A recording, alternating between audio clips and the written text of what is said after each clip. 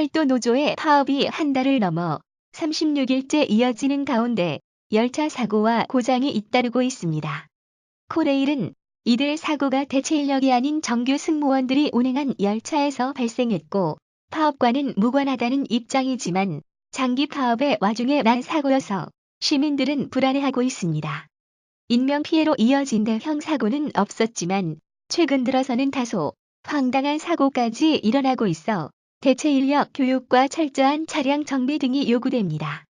지난 30일 오후 9시 29분께 경기 평택역을 출발한 무궁화호 제1567호 열차가 출입문 1개가 열린 채 충남 천안역까지 운행하는 사고가 났습니다. 열차는 승무원이 평택역에서 모든 출입문이 닫힌 것을 확인하고 출발한 이후 갑자기 5호차의 출입문이 3분의 1가량 열렸고 그 상태로 천안역까지 운행했습니다. 열차는 오후 9시 45분께 천안역에 도착했고 승객들의 항의를 받은 승무원은 그때야 출입문 고장 사실을 파악했습니다. 코레일 관계자는 평택역에서 출발할 때 문이 잘 닫히지 않아 승무원이 수동 조작으로 문을 닫은 뒤 출발했지만 다시 열린 것으로 파악됐다며 정확한 고장 원인은 수색 차량기지에서 조사 중이라고 말했습니다. 지난 29일 중앙선 철도 충북 고명역 부근에서는 시멘트를 수송하는 화물 열차를 연결하는 과정에서 열차가 분리되는 사고가 났습니다. 코레일은 화물 열차를 기관차와 연결하는 과정에서 연결기 너클에 너무 많은 힘이 전달돼 당기는 과정에서 차량이 분리됐다며 곧바로 다시 연결하고 출발했다고 설명했습니다. 철도 노조의 파업과는 관계가 없지만 철도 노조와 연대 파업을 했던 부산 지하철에서도 지난 29일 30대 여성 승객의 손목이 출입문에 낀 채 전동차가 출발하는 사고가 있었습니다. 또한 차량 정비에서도 문제점이 드러나고 있습니다. 지난 21일에는 현장에 대체 인력으로 투입된 코레일 직원이 정기 점검 과정에서 새마을호 열차 바퀴 축에 윤활유 대신 경유를 넣는 실수를 한 사실이 밝혀졌습니다. 지난 22일에는 지하철 분당선 열차가 서울 왕십리역 근처에서 동력 장치 고장으로 멈춰 서면서 승객 150여 명이 1시간 넘게 갇히는 사고가 났습니다.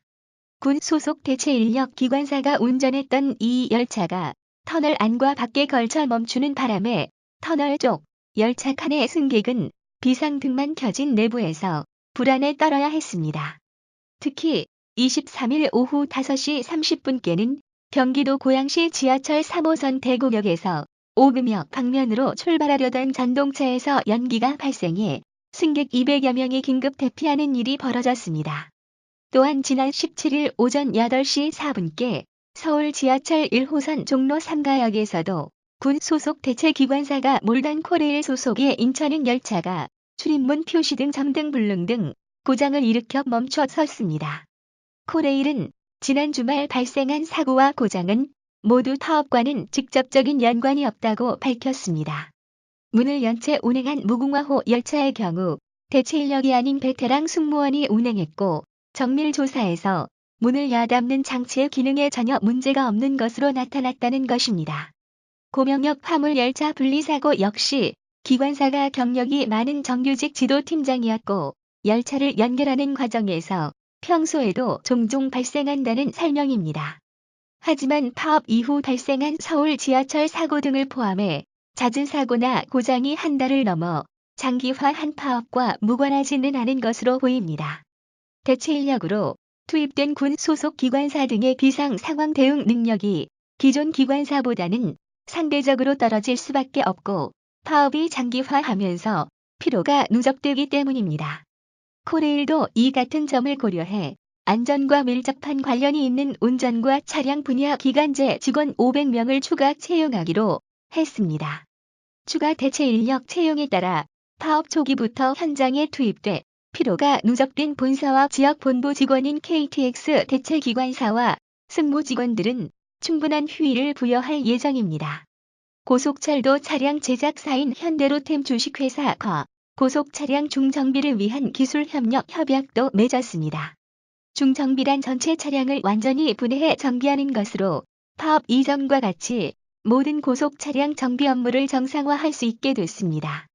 아울러 30년에 달하는 고속철도 차량 수명 주기의 중간인 15년마다 시행해온 고속 차량 중정비 업무는 전담 직원들이 대부분 파업에 참여한 관계로 잠정 중단된 상태였습니다.